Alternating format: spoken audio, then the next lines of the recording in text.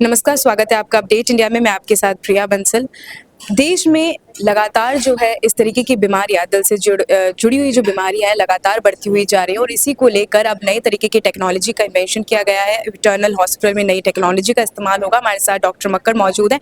Sir, जिस तरीके से अभी नई टेक्नोलॉजी अब अडेप्ट करने वाले हैं हम आने वाले टाइम में, और ये पूरी प्रेस कॉन्फ्रेंस जो हुई है वो भी नई टेक्नोलॉजी को लेकर हुई है, तो आप कुछ बता पाएँगे इस टेक्नोलॉजी के बारे में?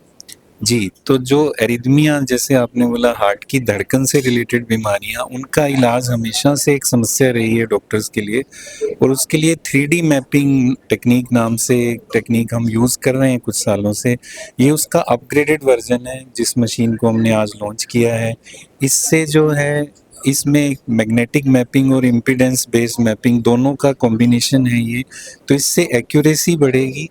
इससे रेडिएशन एक्सपोज़र जो एक्स-रे हम यूज़ करते हैं उसका काफ़ी कम हो जाएगा और कॉम्प्लिकेशन रेट कम हो जाएगी, सक्सेस रेट बढ़ेगी और इसमें मेन जो बीमारी है जिसका हम इलाज करने वाले हैं, जैसे एट्रियल फिब्रिलेशन, जो हार्ट के जो अपर चैम्बर हैं वो तेज़-तेज़ धड़कने लगते हैं, वेंट्रिकुलर टैकीकार्डिया जो एक लाइफ थ्रेटनिंग समस्या है और एट्रियल फ्लटर, एट्रियल टैकीकार्डिया ऐसी कई बीमारियां जो धड़कन से जुड़ी हुई हैं, उनका इलाज और अच्छे कारगर तरीके से इस मशीन द्वारा किया जाएगा। क्या लगता है कि इस मशीन के बाद कितनी सक्सेस रेट बढ़ जाएगी? ऑपरेशंस होंगे वो कितने ज़्यादा बेनिफिशियल होंगे, कितने अच्छे से लग पाएगा कि सक्सेसफुल हो सकते हैं? हाँ, जब एट्रियल फिब्रिलेशन में कन्वेंशनली जो ट्रीटमेंट हम करते हैं उसकी सक्सेस रेट 60-70% तक हम बोल के चलते हैं, मान के चलते हैं, जो कि इस प्रोसीजर के बाद आई थिंक 80 से 90% तक हो सकती है। और मेन जो फोकस है हमारा वो जो प्रोसीजर रिलेटेड कॉम्प्लिकेशंस हैं उनको रिड्यूस करना है।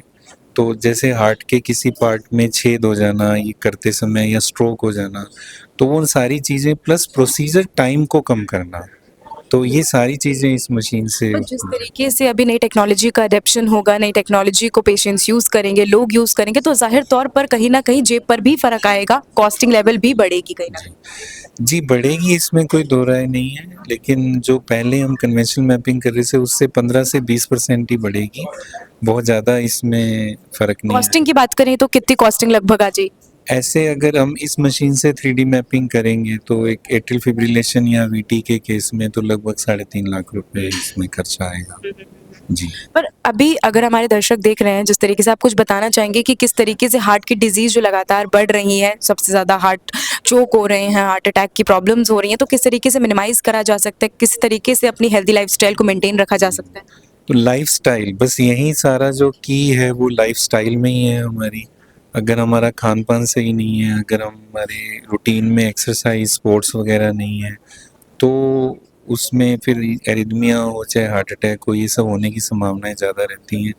तो स्मोकिंग वगैरह की बुरी आदत से दूर रहें, पौना घंटा, 1 घंटा, चाहे हफ्ते में 4 दिन अपने लिए कुछ वॉक करें। योगा एक प्रूवन थेरेपी है हार्ट के लिए, तो योगा करना बहुत अच्छी बात है और अपनी डाइट में जो है फैट की मात्रा कम लें, प्रोटीन की मात्रा ज़्यादा लें, संतुलित मात्रा में कार्बोहाइड्रेट लें। ये सारी चीज़ें जो हैं इम्पोर्टेंट ठीक है, हैं। Thank you. तो ये थे हमारे साथ डॉक्टर जेएस मक्कर, जिनसे हमने तमाम बातें करी। ये इटर्नल हॉस्पिटल के कार्डियोवास्कुलर जो डिज़ीज़ होती है उसके चेयरमैन हैं, और साथ में जिस तरीके से जो लगातार इस तरीके के मामले सामने आ रहे हैं और इस तरीके से जो डिज़ीज़ बढ़ रही है उसको लेके अब नया इन्वेंशन किया गया है, नई टेक्नोलॉजी का इस्तेमाल किया जा रहा है। ऐसी और भी तमाम अपडेट्स और जानकारियों के लिए आप बने रहिए हमारे चैनल अपडेट इंडिया के साथ। नमस्कार।